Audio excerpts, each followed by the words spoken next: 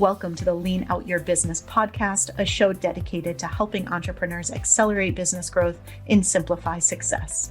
I'm your host, Krista Grasso, and I've been working with businesses for more than 2 decades to help them lean out and optimize what's working while eliminating anything that's not adding value. So if you are ready to get more time back in your day, more profit in your business, and to do business differently, growing and scaling on your terms, let's dive into today's episode.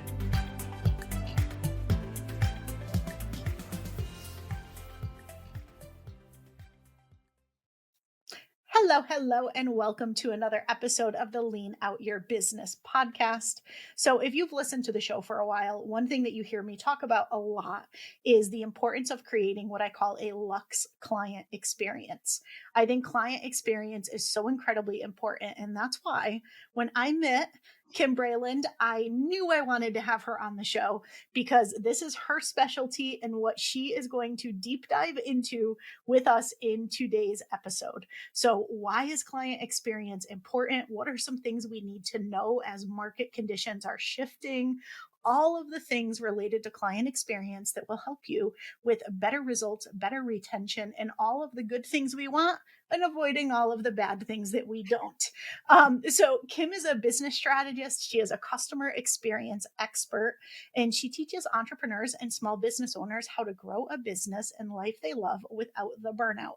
Yes, her and I could definitely be kind of twins in some ways. I love it. She is the creator of the customer experience formula and a complete and total rock star with so much education and so many certifications. And we'll probably talk a little bit about that today. So Kim, welcome. I'm so excited you're here. Wow. Thank you, Krista. That was an awesome intro and I so appreciate it. I'm so excited to be here and I love the passion you have for customer experience. I don't get to enjoy that all the time. Sometimes it's not a super big priority for everyone. And I just love that we have that in common. Yeah, absolutely. And so let's start there. Like, why is this something you're so passionate about? And why is it something that's so important? I think I just have always loved the human experience. And I have a big psychology background. I shared with you earlier today. I even just, was recently certified with a neuroplastician certification. And I think that I just love the process of making people feel good. I love the ability to delight or just please and make things easy for people. And my background started originally. I was at Princeton University, and I was in their customer service department, and then I moved up and I started running events. They have reunions, and that's just an event for 20,000 people, and so you have to know how to give a good experience. You want to have alumni that are happy to come back, that they love, the entire weekend, and that there's no hiccups. And so I guess that was the earliest, experience of just being exposed to customer journey and customer service and delighting people. And from there, my background is in all different things, but it's always that people lens. It's always making people feel good and having a good experience. Yeah, I love that. And I agree, right? At the end of the day, we're here to make an incredible impact. And it's really hard to make that impact if people don't have a great experience. Yeah. If they do have a great experience, it's a whole lot easier to make that impact and have them help you in getting the word out to impact more people. Exactly. It's that earned growth rate, right? Exactly. So let's talk a little bit about some of the mistakes that you might see or some of the gaps that you might see in businesses. Because I don't think any business owner says, you know what I want? I want a really terrible client experience, right? Nobody Yeah. approaches their business that way yet. There's Yeah. things that businesses really commonly overlook that does sometimes have those results, sometimes dramatic, usually more subtle. Yep. And so what are some of those things that you see? Yeah. So the biggest things that we see are companies or businesses, small and medium sized businesses they're just in it. They're in the day to day. They are wearing a lot of hats. There may not be really strong feedback loops or processes, efficiency that's top of mind for either the founder, the owner, or the leadership team. And so what we see is a breakdown in communication. We see people that care and are working hard, but they lack, it's like you don't know what you don't know. and they need that outsider perspective to come in and sort of bring the joy, the innovation, and the fun back into their day-to-day processes, their end-to-end customer journey, the way they do business, the ease with which they do business, and really creating a culture in which mistakes are not avoided. It's not anybody's fault, so to speak. They're addressed, first of all, hands-on and just efficiently, but then also taught how to avoid them, how to anticipate what could go wrong so that it doesn't. And I wish I could say that there was just one thing, but it tends to be I come in and it's a lot of listening and hearing frustrations, hearing what works really well, what they're proud of, and then going to work on what can we make even better. And so usually those are some of the things that I see with the different companies that I work with. Yeah, that makes sense. And I know, trying to think, like when I work with clients a lot, I think some of the common themes I see is either they don't really even have a very intentional client experience because their business has grown so quickly, or a particular offer has grown so quickly that they're kind of trying to either make it up as they go along or really playing catch up. They might be doing things manually and it's pure chaos behind the scenes Mm-hmm. to make it feel nice and smooth and simple for the client because they Mm-hmm. don't have the systems or processes, like you said, in place. Or sometimes the experience for the client is really complex. They've got to jump through 87 hoops Yeah. just to be able to get their first call scheduled or to be able to do something. And Yes. so I see those pretty commonly. Are there any things like that that you Yes. In experience a fact, lot? yes. And I use a couple terms often. I say sometimes we have to slow down so we can speed up, and often we have to simplify so we can multiply. Because what happens, to your point, they grow so quickly that they're not putting efficient systems in place, things that are going to make it predictable, because predictability breeds profitability. And so when we can create that in our business, and there's three things we say: ease of interaction with the brand, ease of achieving, ease of service, while they're with the brand, and then ease of achieving the desired solution. Those are the three things that we look at everything through that lens. And we go through the different touch points, or we go through how things are operating. What can we pull away, or what needs to be added? Are there redundancies? Are there inefficiencies with communication? Are they not anticipating the needs of the client enough so as to have that smooth journey? There's, like I said, there's not one thing, but there's a lot in a very short amount of time that you can do to optimize those areas so that it becomes a much more positive experience, start to finish. You hopefully promote that customer lifetime value, which is that retention piece. I think a lot of businesses are so focused on the operations and the acquisition that they forget what's happening to ensure retention, or renewals, or re-engagements, referrals, the things that actually, will help a business scale and improve those profit margins. So we see a lot more of that. And and we had spoken when you and I spoke last. There's been so much that's changed over the last, 3 years, more so than the last 30 before it. And I think that consumers are much more discerning. And so it's taking longer. They're observing brands before even buying or engaging. And so really making sure that you have a very lean, very clean experience is more important than ever. Yeah, I agree. It's so often people think I need new leads, I need new leads, I need new leads.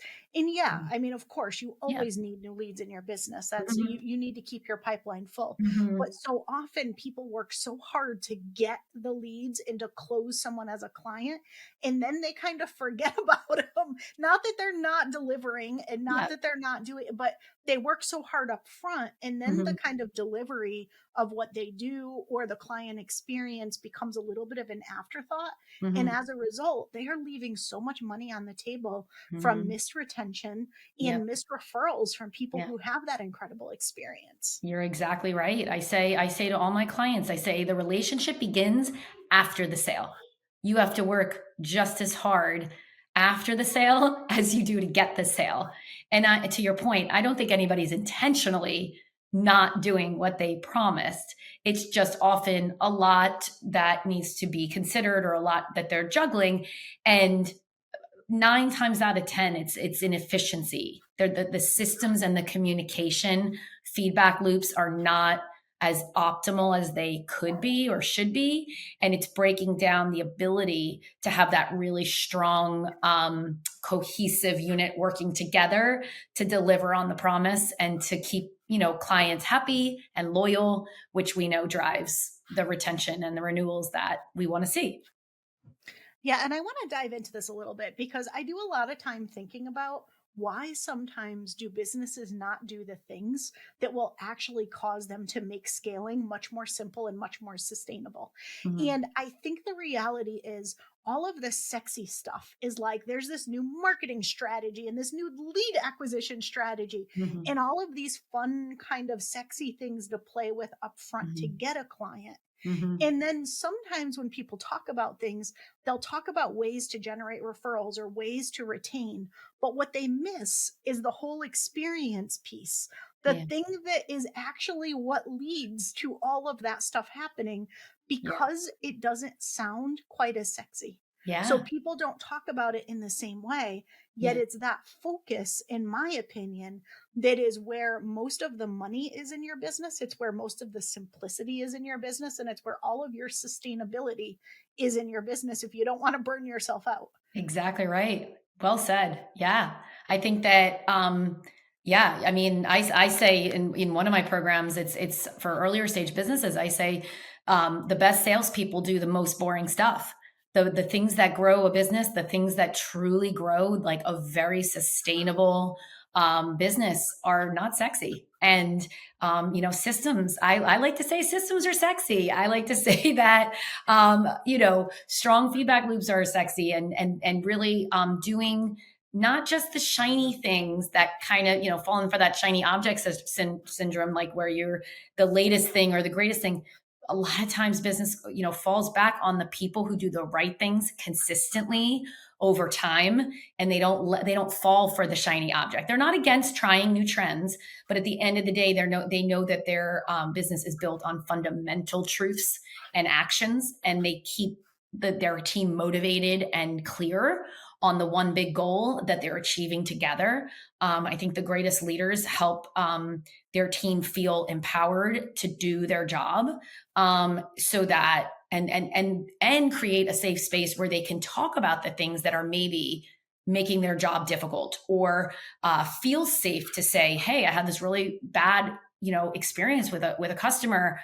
Here's what happened, and like we need to make sure we never do that again. A lot of times employees don't feel like team members don't feel safe enough to admit, and so they try to like cover it up, and then or there's a breakdown in communication among departments or among verticals, and then it's nobody's fault. Everybody's trying to do the best they can, but there is just that breakdown, and so you lose sight of what are the key drivers for the goal, for that month, for that quarter, for that year, for the long-term goal, a longer term goal. So, again, it's simple, simplicity is really where it comes, and strong communication among team, and really listening. Customers, they it's so funny. I just posted about it actually today on LinkedIn. I'm like, I think for many, many years, people fell victim to big flashy things, and Mhm. doing big, over the top stuff, thinking that was going to create, clients for life or customers for life. And really, people just want to see consistency. They want those, simple, personalized, consistent actions from a company, from a brand, and that's what's going to keep them coming back again and again. The bigger gestures are actually like they're an overstimulation on a customer's brain, and then actually over time will push them away. There's all these different things like human psychology and neuroscience that we're just beginning to learn, as a company, and then also in the customer experience. It's pretty exciting.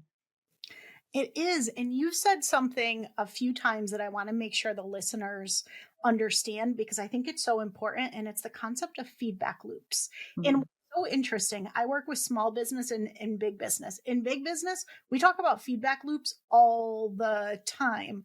I do not hear it as often in small business. So Mhm. explain what it is and why Sure. they're so important. Yes, absolutely. So, in the simplest terms, it is making sure that you have a clear channel of communication, inside the organization and then outside of the organization. Like, and there can be different parts within the department. It's feedback loops with ongoing clients, former clients. It's not. It's I wouldn't call it market research, but it's just ensuring that you have a very clear picture as to what the clients or potential clients think of your brand or your small business, and making sure, I mean, so many times, and I'm sure you've seen this too, when it comes to small business, unfortunately, it tends to be you're wearing many hats. There's in my experience, not as well defined roles, departments. Sometimes, if there is, it's just not as deep as it should be. And so there's just, and everybody's doing their job to fulfill whatever it is, the product or service. And so then the breakdown of communication happens. There's not a clear end and start, or just, it's a loop. So it's ongoing, really, right?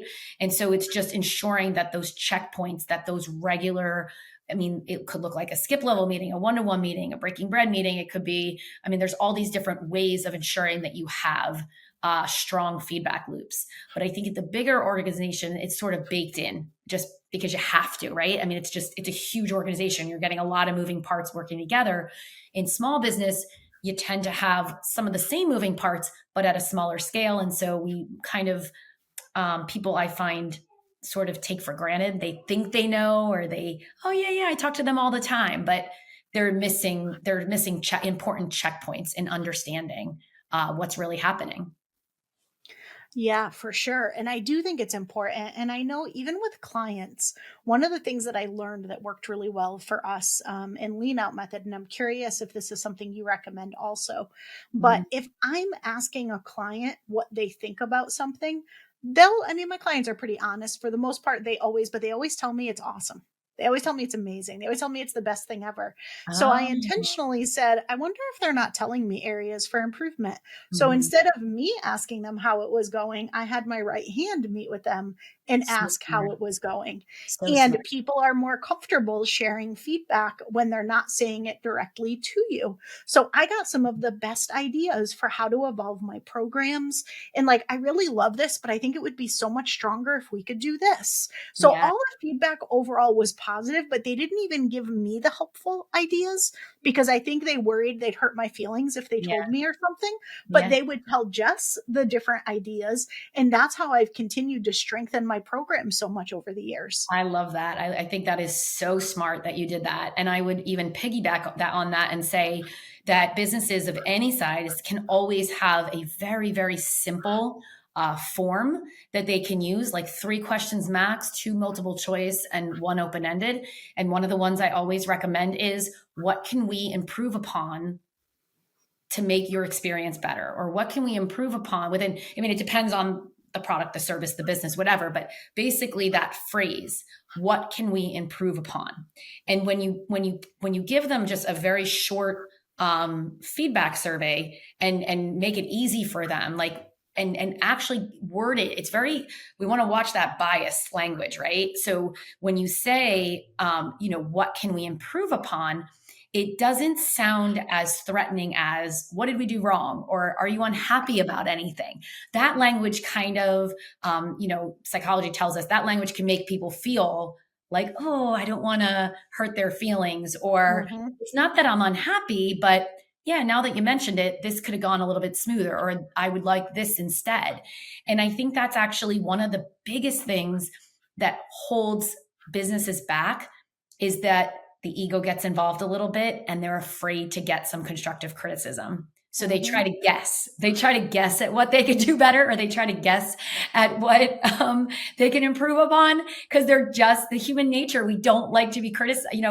We don't want to make mistakes. We don't like to hear we're doing something wrong, but it's actually one of the best muscles as a business owner or as a leader, and as an executive leader, that one of the best things you can do is be really open to constructive criticism, because it's going to be invaluable information that can make your life easier, your team, your business. You can, and obviously every business is there to serve. They're there to like deliver a product or service and be the best in their industry. And so that ongoing feedback is crucial. And I think the companies that we see, those ones that are just beloved and the ones that grow and have that brand loyalty that everybody strives for, it's because they're not afraid to get feedback. And more importantly, when there are complaints, they deal with them head on and they listen. They listen more than they talk.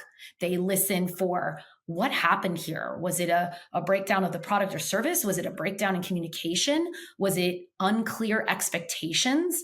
Unclear, not unclear expectations, pardon me, but like the expectations were not properly explained, or there was a miscommunication about what was expected. And so when we can begin to peel back the layers, it actually improves efficiency so much that it actually directly impacts team morale, team confidence, the ability to troubleshoot, and the ability to anticipate, so that you become a proactive business and not a reactive business.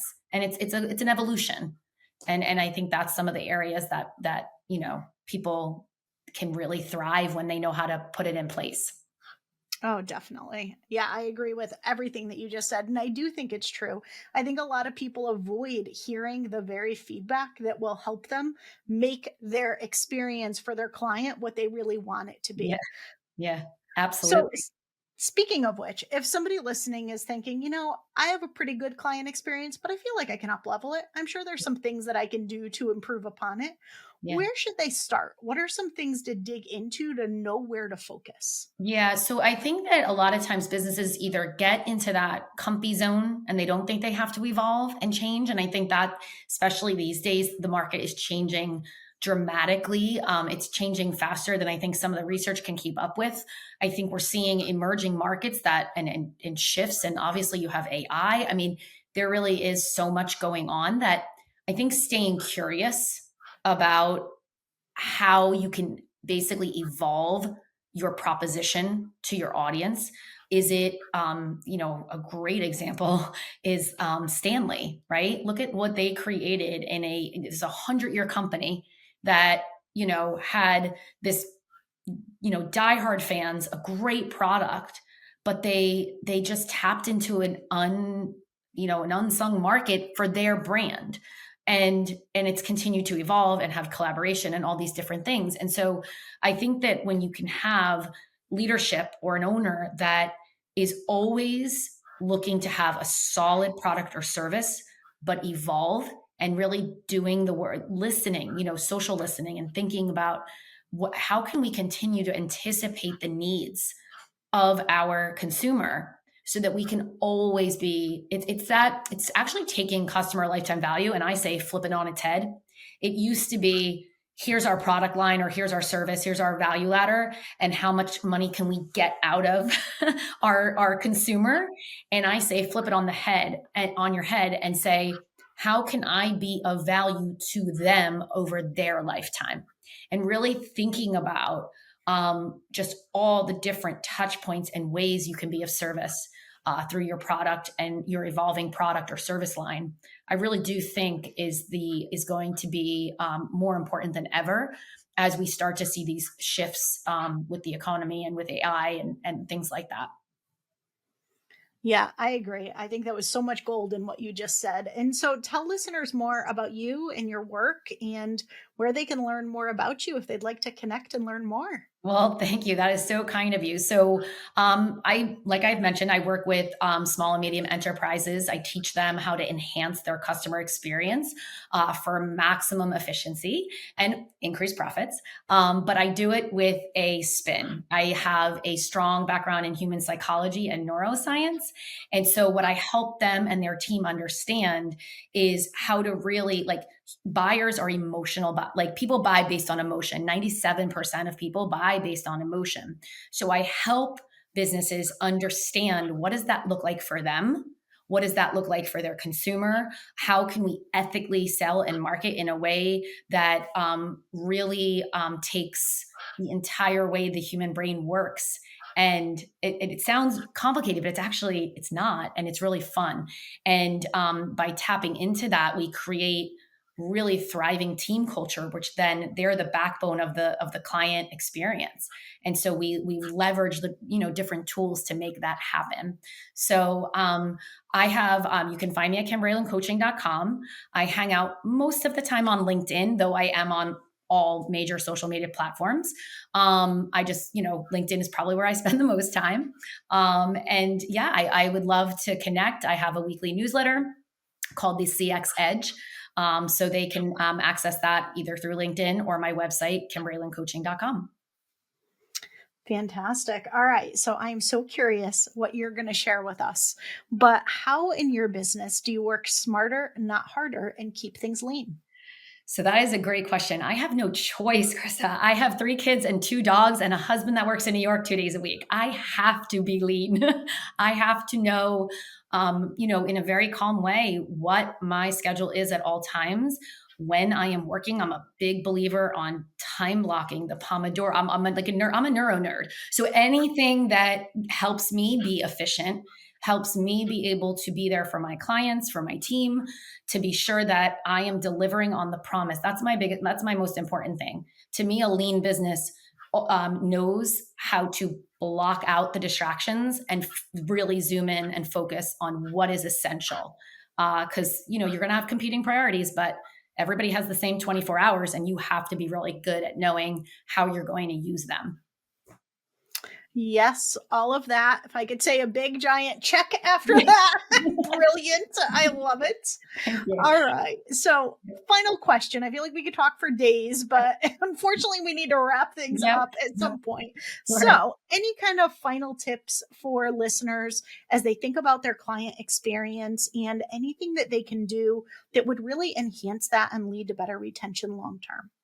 Yeah, I think like we touched on today, I think that unfortunately, because of some, just shifts and changes, the buyers have become more discerning. And so you really do, it's not just about a great product or service anymore. You really do have to deliver an equally great customer experience and customer journey. Think about every touch point. What is everywhere and anywhere your consumer can find you? What are they reading? What are they seeing? How are they engaging with you? How can you make it a really simple process for them to know you, like you, and trust you? And I will add that I personally believe the more human touch businesses can put into their business in the coming weeks, months, and years, they're really going to accelerate their results. People want to start engaging with more people again. They don't want to just feel like they have to go through a channel of hoops and loops to get to their solution, or just to get in touch with somebody to find the solution they want, or if they have a return, or, all the things that we talk, that you talk about when you have a product or service.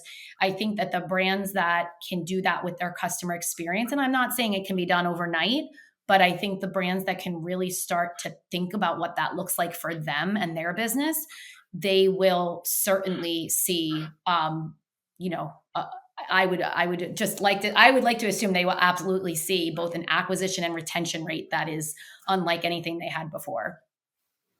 Yeah, I completely agree. I think that's such great advice. Kim, thank you so much for being here and sharing your brilliance with us and your passion about customer experience. I hope all of you listening got as much value out of this as I did. I will see you again next week.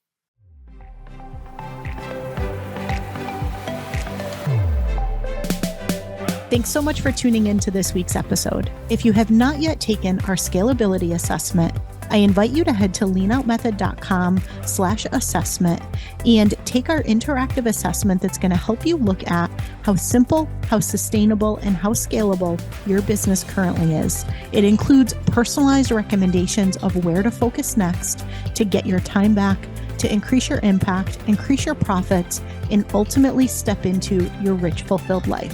And finally, we'd love to see you inside our signature program, Simplify to Scale. You can head to leanoutmethod.com/ops to find all of the details on how we can help you uplevel your operations and get out of the day-to-day of your business.